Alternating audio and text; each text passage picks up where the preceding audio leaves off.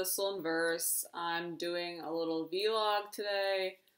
Yeah, I don't really have a whole lot of plans for it. I just thought I'd give it a go because people do them, and I think they're too freeform for me to make it really a staple of my channel, but I figured I should try it at least once since it's like a thing that people do and people seem to enjoy, and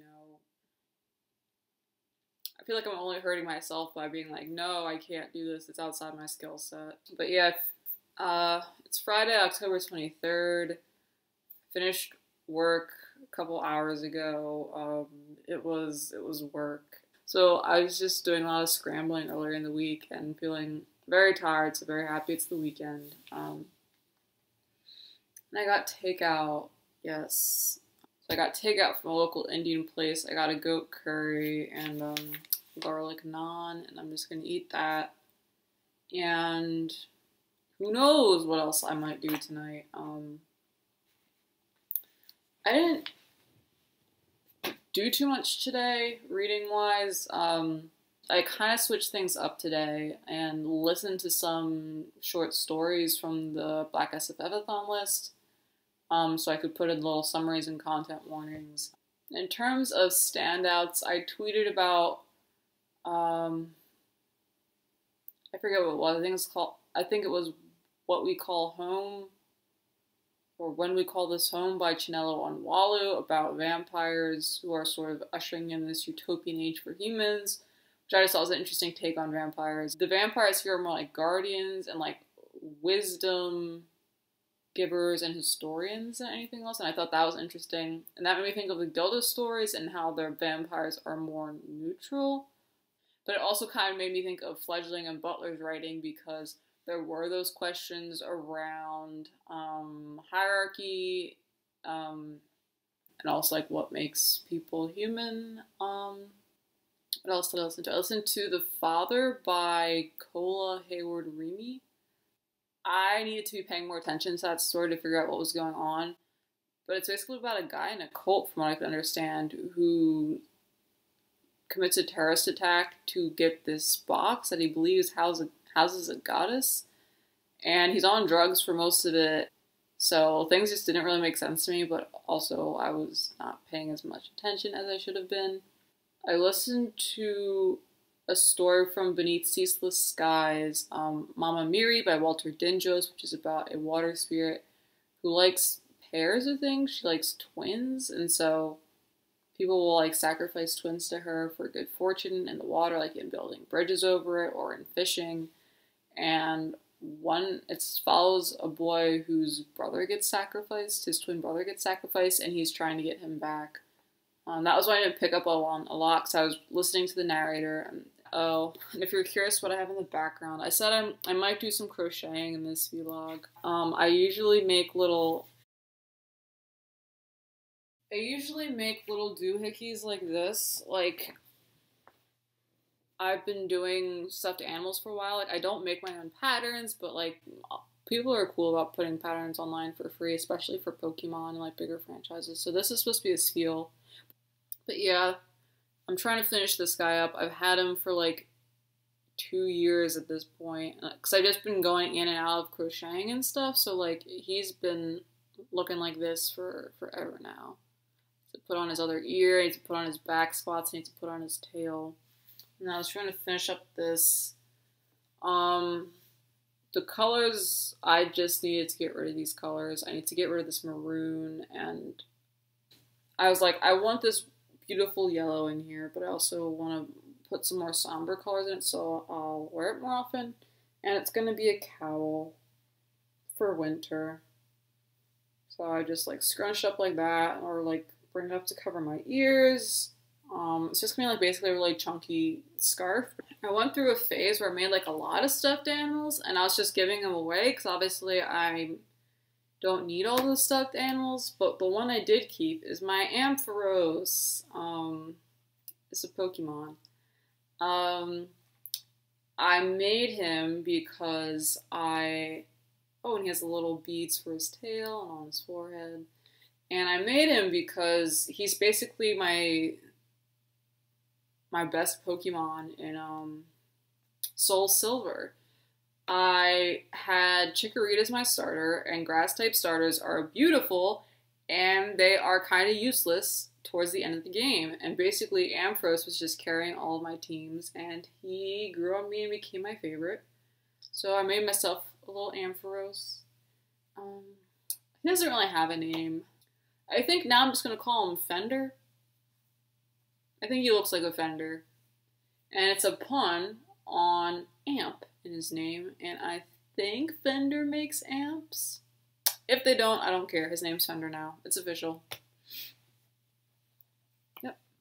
So that's enough of me talking about crocheting. We'll see how much that actually makes it into the vlog. I should probably read and eat, because that's more entertaining, apparently. I was gonna try and be all artsy and take pictures for it, but it's just like goat curry. It's just brown stuff. There's a, I think it's a bay leaf in there. Not super aesthetic, but like, whatever. It's gonna be tasty.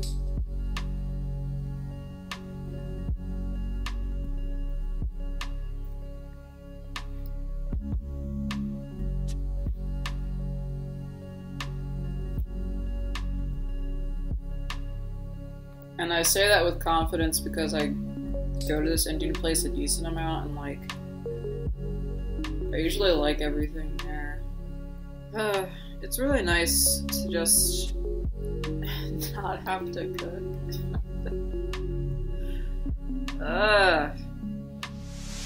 I'm okay at it.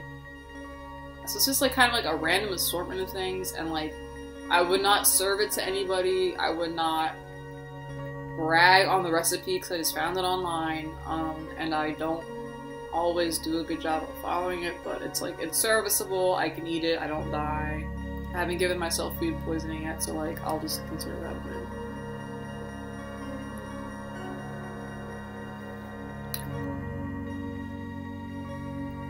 There we go.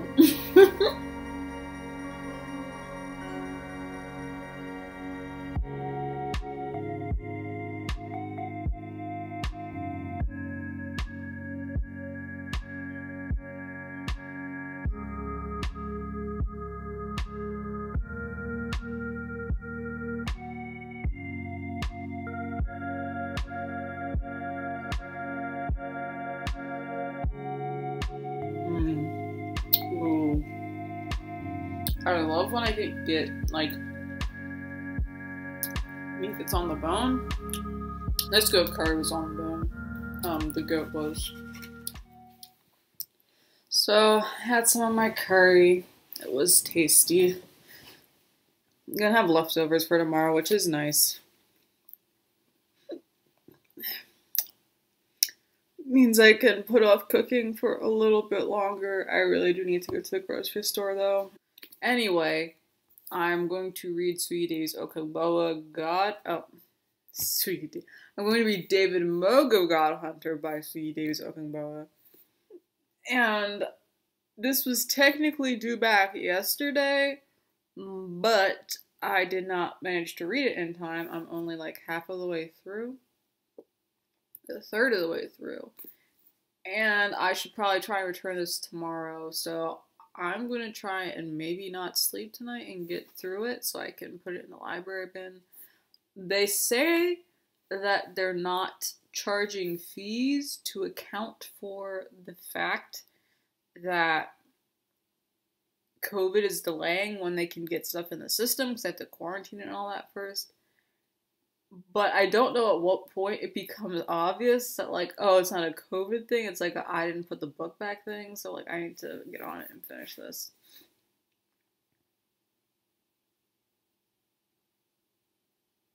I also wonder if it's the coin shortage, because they don't want to be handling, like, dirty money. And I know that the library doesn't have a PayPal or Venmo.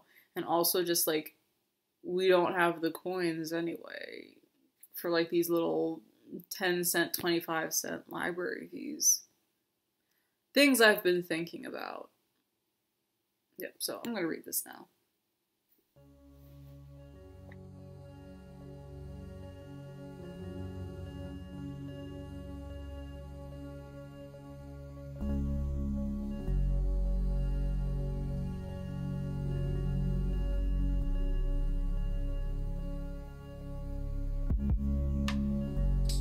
David lives with like, is basically a surrogate grandpa, and it's just funny. He doesn't talk a whole lot, but he just swore.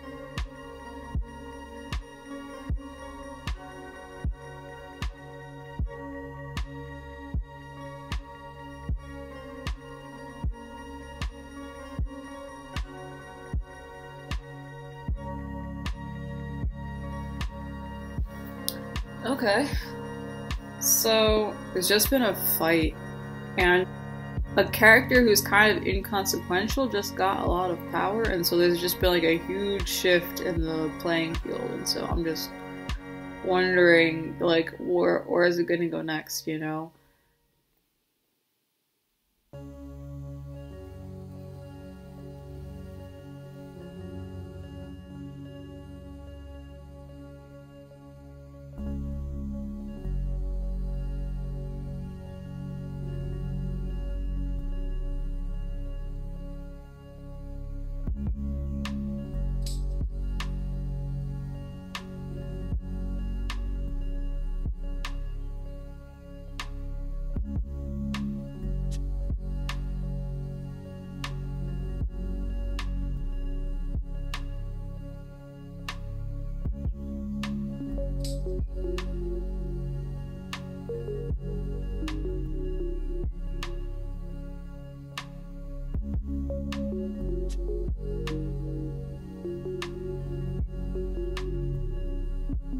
I forgot, but I wonder if this is going to end up counting for disability rep. Because one of the characters, Fatih, doesn't speak, and we don't know why she doesn't yet. But she could be deaf, she could be neurodivergent, so maybe this will count, but I think it's too early to tell, and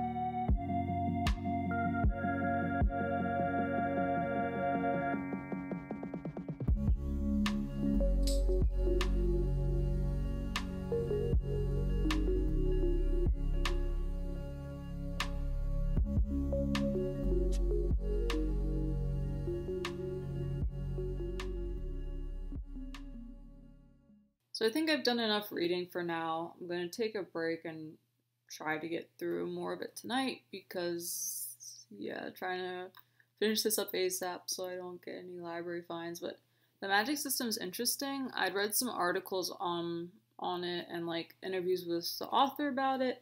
And he said it's like a mix of Yoruba spiritualities and like Wicca. There's sort of like the magic that the gods have, and there's the magic that the humans have, like these wizards and charm casters. And it's a little clunky for me, in terms of like how certain things are explained. Like basically, like there was a big reveal that happened, and it was kind of like anticlimactic for me because. And it was also confusing how it factored into the plot just because I really didn't understand like what the spell was even doing. It could have been me missing like just like a cultural thing. But just based on the description of it, I don't think it was. I think it's something that's unique to the magic system in this book that I just am not getting. The magic system in this book also uses insipidity, which I was introduced to through Nadia Korafor's writing. At some point, I do need to just find like a encyclopedia on Nigeria because I read a decent amount of literature that draws on like Nigerian history and Nigerian cultures, and so I should know more about it so I can get more out of what I'm reading and I guess review it better. I don't really just like fall into books anymore. Unless it's like something written for like a younger audience where I'm just like tearing through it. I just kind of need to change things up every once in a while. So but for now, I think I'm going to work on my my fanfic. Like this is the first time where it's like absolute complete strangers are reading something I've written. And I'm honestly happy with how it's been so far. And I got kudos. And like, it's a very niche, it's not super duper niche, but it is like a smaller part of the fandom that I'm like writing about. And like, I was pleasantly surprised the number of people reading it and giving it kudos. And no one's commented or anything yet, but I'm still happy with the attention it's getting, considering like how little I've put out. Like that this is my first fic. So yes, I will just say that it is anime related. It's a nostalgic series of mine, and it's just been really fun to write. Like I write some original fiction. I haven't submitted it anywhere yet, and it's just interesting like because in writing fanfic, I'm just like learning, I think, things about being an author, but I'm just like learning things about how I write and like what makes me excited to write that'll be interesting to try and incorporate into my own writing. So like when I write original stuff, I think it's really like the ideas that carry the story. Like I really, in my original fiction, I'm struggling to write characters that are like distinct and interesting, and I'm having trouble with things like dialogue and like writing like believable relationships. But some things I will just write and I get stuck. It's just kind of hard for me to write it because I like have like these discrete like stops like on a map, but I don't know how I'm getting to those stops, right? Yeah, mostly because I'm having trouble with the characters and like they just control, your characters control so much of the plot and what happens, and like the fact that I'm having trouble making them feel like fully realized, distinct people is like really holding me back, I think. And in fanfiction, a lot of that has been like established already. And one is interesting writing fanfic because as a writer, I'm like I said, have big ideas and themes and things I want to discuss, and it's all very serious. And like as a reader, I don't really care for YA cishet romances. It's just a hard sell for me.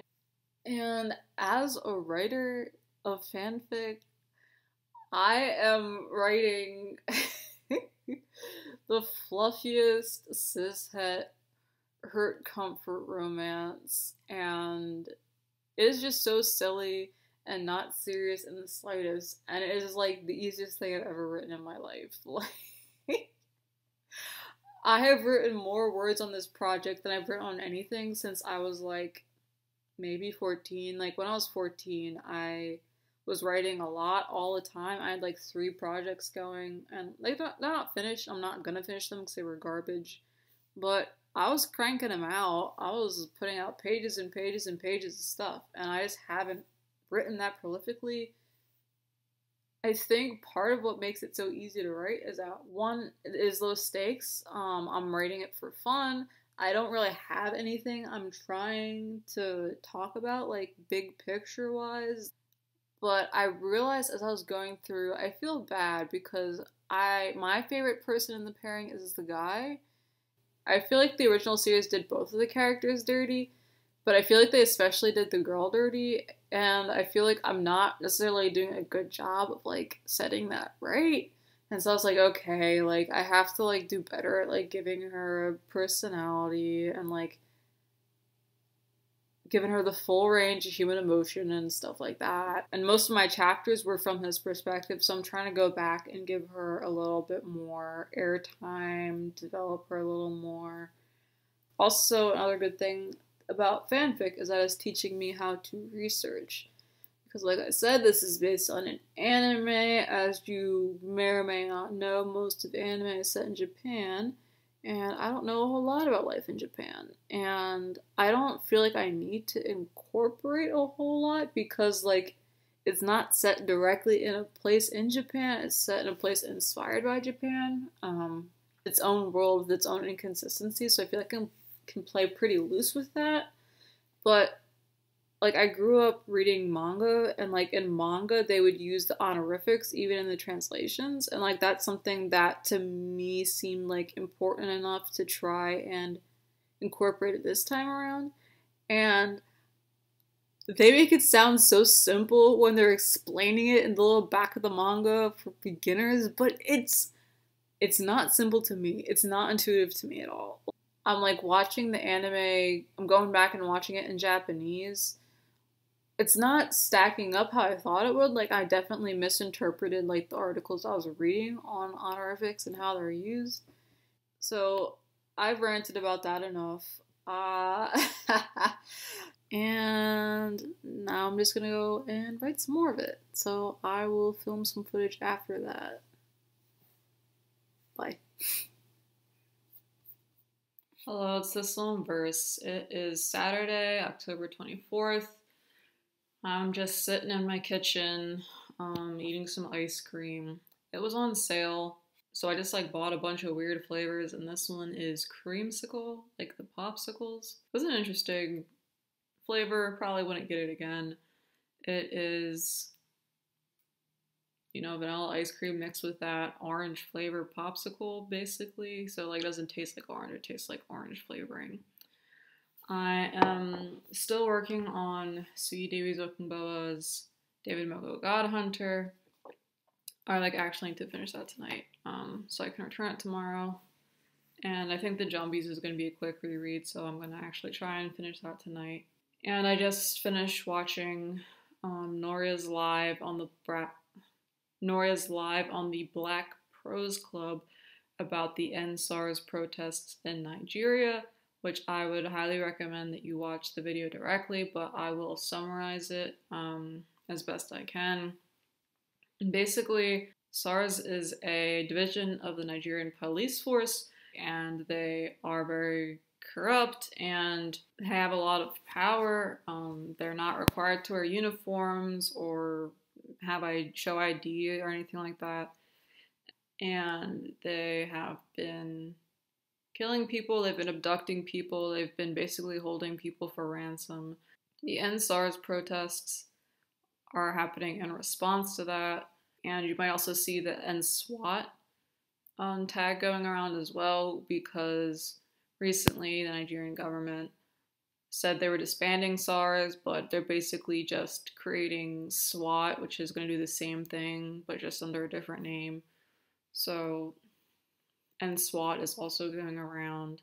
So the end SARS protests happened, and a few days ago, the Lekki Tollgate massacre happened. Um, the protesters were at the Lekki Tollgate, and the Nigerian government shut off all the security cameras at the tollgate. They turned off the lights at the tollgate, and they opened fire on the protesters, and they killed a bunch of people, and they started taking away the bodies of people that they killed. They weren't letting ambulances in. And basically, now the government is lying about everything that happened. They're saying that no one was killed. They're like, so obviously this is all very serious. And in terms of support, what people can do, if you're not in Nigeria, they're raising funds for people's medical funds, and also keeping End SARS trending and End SWAT trending if you see it on Twitter or on social media. The goal is to create international pressure to shame Nigerian government officials and to basically disbanding SWAT and SARS, and to stop lying about everything. And Nori gives a lot more details around why that's sort of the main strategy in her discussion with the Black Prose Club. So I recommend that you watch that, and she gives more details on like what SARS is and what it does. And they also have apparently been targeting queer Nigerians because they can just pick people up with impunity, and like they really don't have to give a reason to be harassing people. And so obviously that is terrible. And yeah, support if you can. And also be very mindful that Nigerians aren't asking for military involvement. They don't want a war. They don't want imperialism or colonialism or any like tampering and stuff like that. You should really listen to people on the ground because they're going to have more thorough breakdown of all that and why it's important. It's all very grim, all very reminiscent of what's happening in the United States, honestly. Yeah. So I'm just gonna read David Mogo Godhunter and eat this ice cream. And yeah. Morning, it is Sunday, October 25th for me, and I just finished David Mogo Godhunter. Me saying I'm gonna power through the night and finish a book and then just falling asleep is like a thing that happens frequently, and so I guess it's just captured in the vlog for everyone with internet access to see. So I think I'm gonna talk about this in a wrap up. I don't know if I have enough material for a full review, and also I'm doing so many of those. I'm kind of getting a little tired of the standalone reviews. And just bring that up because Literature Science Alliance asked about it. And it was a good book. This is a book about self-discovery. It's a book about self-sacrifice and learning to be community-minded. It's also a book about family. And so I finished that. After this, I probably don't have to reread the Jumbies. Like, I need to mow the lawn today and mulch some parts of the yard. So I could, in theory, skip the Jumbies, because it's going to be a quick discussion, and I kind of already have my questions planned. But I do want to reread it just to be thorough, just so it's fresh in my mind. And, so I'm going to do that. I definitely have to go grocery shopping, and I was just hungry last night. I was like, I need food, and I shouldn't eat any more instant ramen, so I try to only do that once a week. And so I like got out the animal crackers, and this was my snack. But so yeah, I'm gonna do all that, and then I might come back and film. And I do want to start my grandma's crochet headband so that there is some crocheting footage for the vlog, because I don't know how many more of these I'm gonna do. It's too unstructured. I had to cut so much footage from like my first day of vlogging, because if it is open like this, I will just talk about me for like hours, and like it's not always interesting footage, and it's just a pain to edit. Like, I talked about myself for 2 hours. I didn't say anything of interest or anything that's really relevant to the vlog, so this isn't going to be a thing. Just a heads up. Okay, bye. See you later.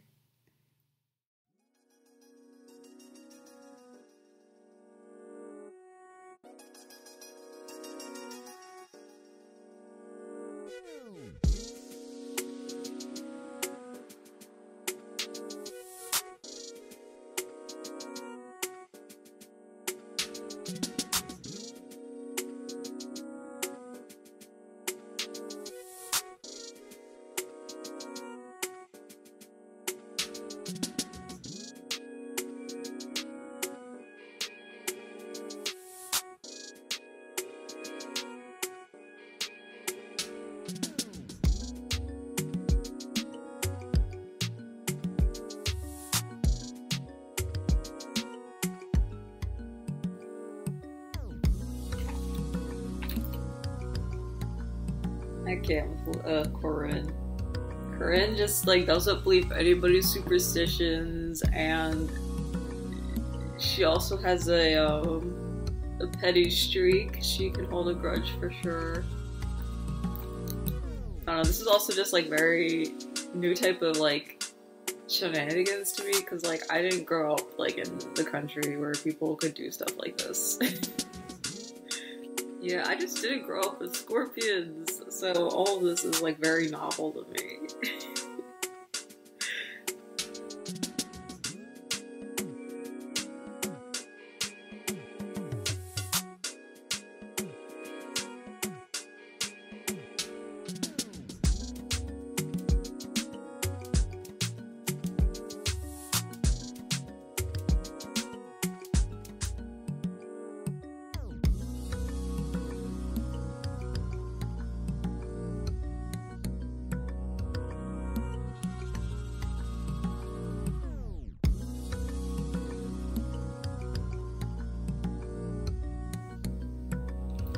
One of the things that I love about this book are the descriptions of the life on the island. Like, I felt this is a reread, and I remember loving that the first time. Like, I felt like I was really immersed in like the animals and like the plant life and like what people eat and like what it's like in the town. And I'm just gonna read a quick description of they're in the forest now. Just so I'm gonna read a quick description so you have an idea of what I'm talking about. It's supposed to be the most quiet place on the island. They all stopped and waited, drinking in the sound of nearly nothing. Sunlight appeared and pierced through the overhang of leaves to glitter on the surface of the green river. It cast rippling light on the smooth rocks of the riverbed. The air became steamy as the sun began to suck the moisture out of the island, and suddenly, the river was an oasis that none of them could resist. Like, everything on the island just sounds so lush and beautiful to me.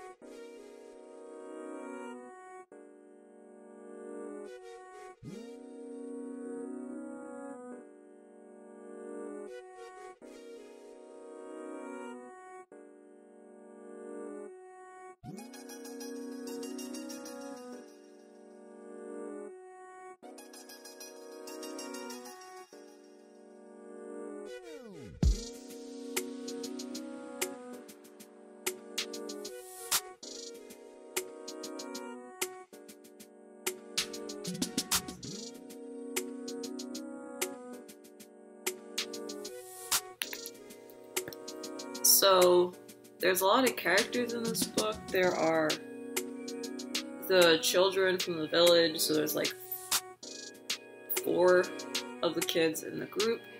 Then there is the main Jumbie, and then there's the White Witch. And the White Witch has to stay neutral in all situations, and if she does take a side, there's a pretty big cost to her, and this is like the first time that we're seeing what that cost is. That's what I was grimacing.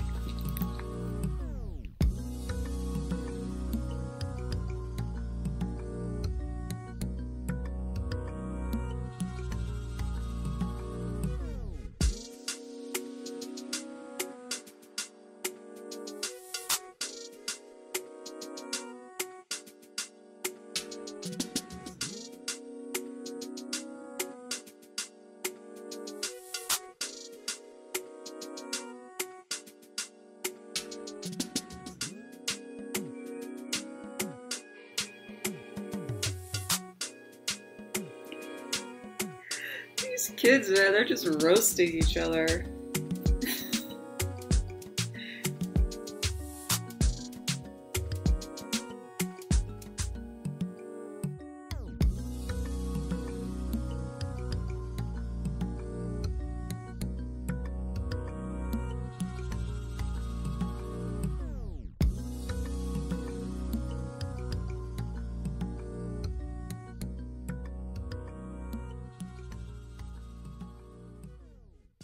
So it is Sunday, October 25th. It's been a couple hours since I finished doing some yard work, and that's why I've got the hat on, because it was nice out yesterday. Like, I just had on a pullover and I was good, but today it was like a little colder, so I kind of needed the hat because my ears were getting cold, and I am anime trash, and so that's why it has No Face on it. I love No Face. I dressed up as him for Halloween a few years ago. So that's that. I finished The Jumbies by Tracy Batiste. Still loved it upon reread. In terms of like what I was thinking of this time around as I read it, I think I noticed more like little jumps in like plot and like dialogue that weren't as neat as they could have been. But like also that doesn't really bother me too much, because like, I don't know, for me, I let a lot of things slide in middle grade, and just in general for me, I think more of like the emotional experience and the emotional impact. So like for me, plot holes and little things like what I saw this time around aren't really things that take away from my enjoyment too much. Like, it has to be pretty glaring for me to notice anyway. And just because I had talked to Kiki of At This Is Paradise recently, she's a bookstagrammer, book reviewer. She's also on Twitter. I'll link her down below. She's based in Jamaica. You should check her out. But just because she had been talking the other day about a book that she was reading where she had questions about how dialect was used, and it's not something I really have an answer to, and I don't feel like it's really my place to have to weigh in on that. It was just something I was thinking about. So for example, this story set in the Caribbean and I don't think the island's ever named, and I don't think the town's ever named, and I guess what makes a story feel believable and inspired in a way that's respectful is something I was thinking about while I was reading it. Because, like, for example, Kiki will talk a lot in her reviews about, like, dialect and, like, you know, are the characters using dialect? Is the dialect believable? Does it line up? And I think the characters here mostly speak standard English. And so that was just something I thought about, like, you know, that authorial decision and, like, what do you expect from dialects in, like, a middle grade? Because I was at SFFathon last weekend, which was great, and I'm going to make a video about it eventually. But there was a panel on Av and global patois and dialects and constraints that she found in publishing in terms of like dialect in general, and specifically dialect in a novel for younger readers. And so that was just something I was thinking of when I was reading this book. And also just like in general, another thing that came up during FICOM was like FICOM specifically about science fiction and fantasy. And so if a lot of the times the setting's not realistic, right? Like it's set on some far off planet or in some society that's never actually existed. So like in that case where you're like not constrained by reality, what does it look like to be inspired by a culture? What does it look like to be respectful of the source culture? And like what are the things that you kind of have to do to make a story feel authentic and also like separate? So those were just questions I had while I was reading it. So yeah, I'm going to start Stories for Chip, the tribute to Samuel R. Delany, sometime. Probably not today. I think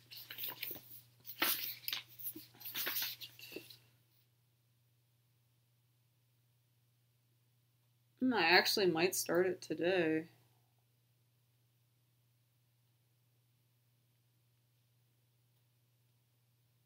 don't know. Because I do kind of have other things to do, and like the type is really close. So I was looking at the page count, and I was like, oh, these stories are really short. And then I looked at the font and the typeface, and I was like, oh, these are actually probably like a decent size. So like maybe I'll just read the introduction today and then go about my business. But I did say that I wanted to show you some crochet. I'm trying to get the ball of yarn out from under my laptop. But yeah, so I said I was going to make my grandma a headband.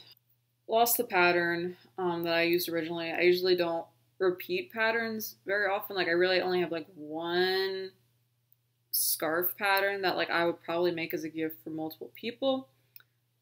But she was like, oh, this first one you made was great, just do that again. And it's like I don't have that original yarn. I don't have that pattern anymore. So I just found another pattern. I'm using this like earth tony. It's kind of like an olive and a beige mixed together shade of yarn, which is like, that's what she likes. She likes the more unobtrusive colors, which is fine. And I'll put a picture of the pattern I'm doing in the video, maybe link it down below if you're really like curious. But it's gonna be real basic. It's a leaf headband. The original one I made was chevroned, but I don't think that if I like just looked at the actual thing and like looked at the stitches, I don't think I could recreate it. Like I think it's just best to make her something else at this point. In terms of like me and crochet, I've been doing it for a minute. Grandma taught me when I was a kid, like in elementary school, and I made some really ugly, really scratchy scarves, all single crochets. And then I just kind of moved on to other things. Like I never got very good at it when I was a kid, and I didn't have a whole lot of interest in continuing it. Like I'd start projects and stop because I didn't have the attention span. But I got back into it as an adult because I wanted to basically make stuffed animals for myself, and that's like when I really fell in love with it more so. But it's not practical in the slightest. Like I feel like if you want to crochet and you like the thing that crochet is like really good for is the lacy stuff, which just isn't practical, and that's unfortunate. But it's fun. Yeah, this pattern is just going to be a lot of double crochets. Also, in terms of it being practical, craft projects are just kind of pricey. Like buying stuffing or batting and like the yarn and all that, if you want to make something like really nice, it adds up. Especially if you're not buying stuff on sale. I don't recommend buying stuff full price if you're going to do crafting projects. Like if you can help it, I really recommend finding coupons or finding a discount or something. Because Joann's and Michael's, they will bleed you dry. But I feel like there are ways to save, like if you're like just starting out and you are just practicing, like if you want to keep whatever you make, like go for it, like if you think it's really nice, but like it's perfectly fine to just like unravel it at the end and reuse the yarn. Because like I know some of the first stuff I made, it was just lumpy and awful and no one was going to use it anyway, so if I had just like reused the yarn, it would have been all fine.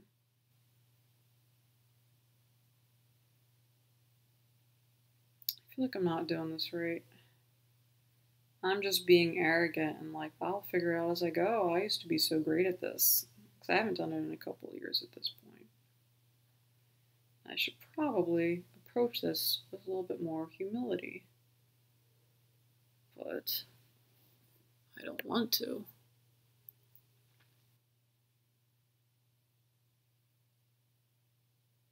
Oh my freaking gosh.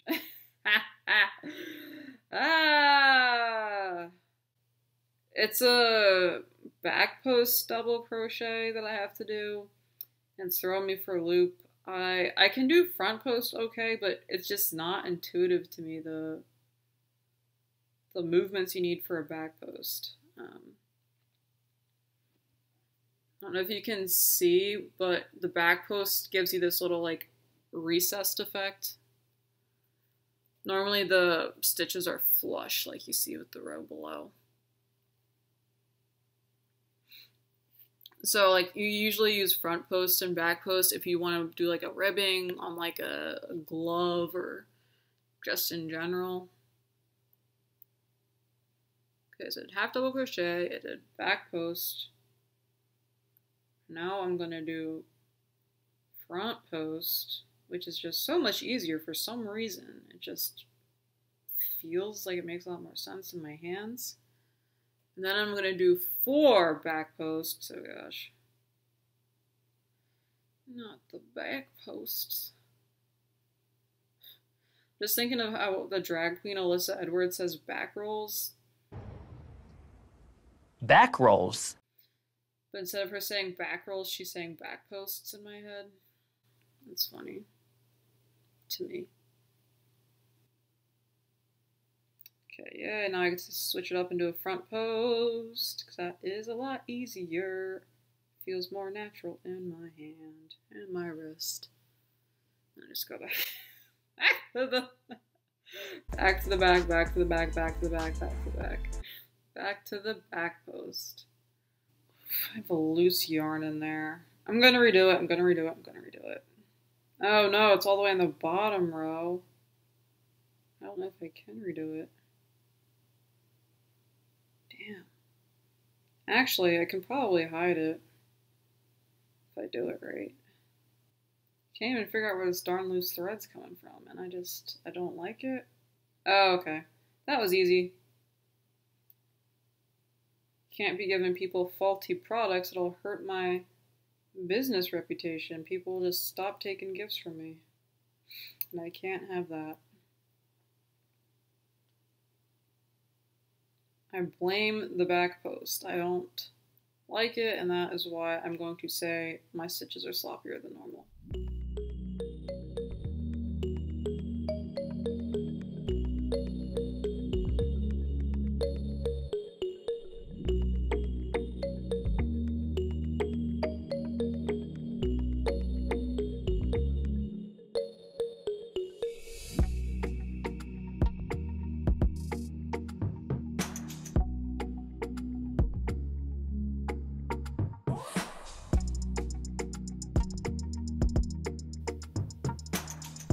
Okay, now the back post is starting to feel a little more natural in my hand.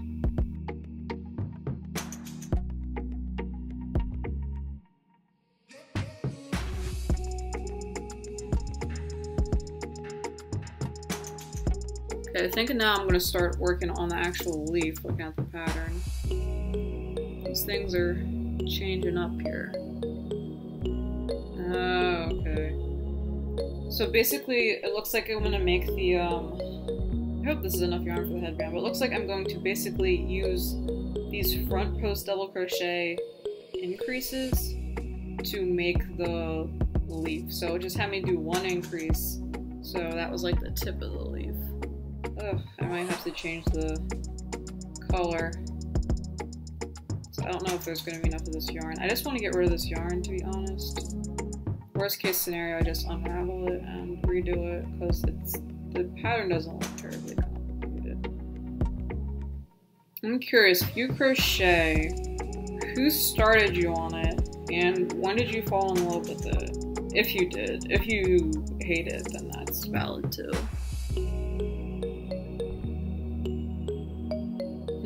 I hope this is an okay ear warmer / headband, because like my stitches are usually pretty tight. I'm on the tighter end. I don't really like loose stitches. Just makes the cloth, I mean, it's like more flowy. It's like the lines aren't as rigid. To me, it just doesn't look as neat.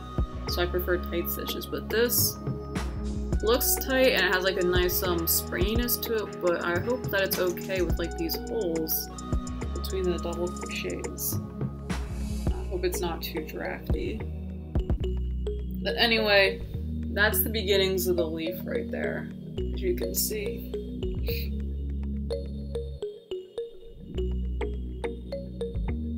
So I guess I'm just gonna probably do like another row of that increase, and then I'm gonna probably start decreasing it to make the tail end of the leaf. But yeah, this is what I got so far. I'll make some more progress and show you later, because it's not gonna be very interesting watching me crochet. So I finally finished one of the leaves. It looks like, get the little loopy out of the way, but one leaf looks like this. And I like the material, like it's nice and springy, all the stitches are still tight. I'm not in love with these edges. It's like a half double crochet at the end of each row, but it's kind of bumpy and it doesn't look like a lacy, like wavy edge. Like one edge, this edge is a lot bumpier than this edge. I'm not in love with it. I might go back and like do a slip stitch along that edge, even that out if the pattern doesn't already call for it. But yeah, this is the first little segment of the headband. Now this is the side that's gonna be facing out. This is the nice looking side, and then the back there's like this like divot where the leaf is. It looks like a mouth. Hi, I'm Leafy the headband. I don't know why I did that. I just thought it was silly and funny. Maybe you could hide stuff in there. I don't know what you hide, but these are the things I think about.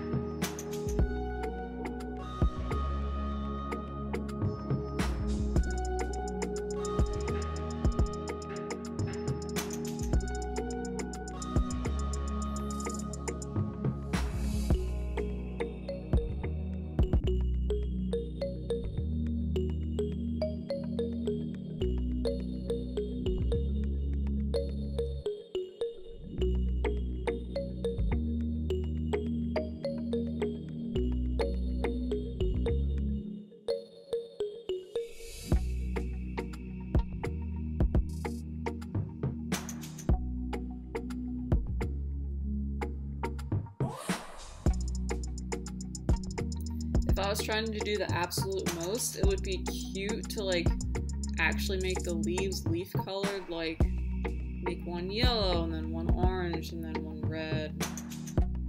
Like do like that yarn change, but like I'm not trying to do the absolute most, and my grandma probably wouldn't hurt if I did that, so it's not happening. Hey, I'm just signing off. Sunday night. I'm probably not gonna film anymore or really do much anything else besides make myself some dinner and pick up some last minute items for work. But I am like making good progress on this headband. I've got like a leaf and 2/3 on here, and I've got like this much yarn left, so I think I'm in a good place. Have high hopes that I won't have to just pick another yarn and scrap this one because there isn't enough of this yarn. Thank you again for spending this time for me. I'm gonna eat dinner and go to sleep. Thanks for watching. Stay safe. Take care of yourself. I hope you're in good health. Have a good one. Goodbye.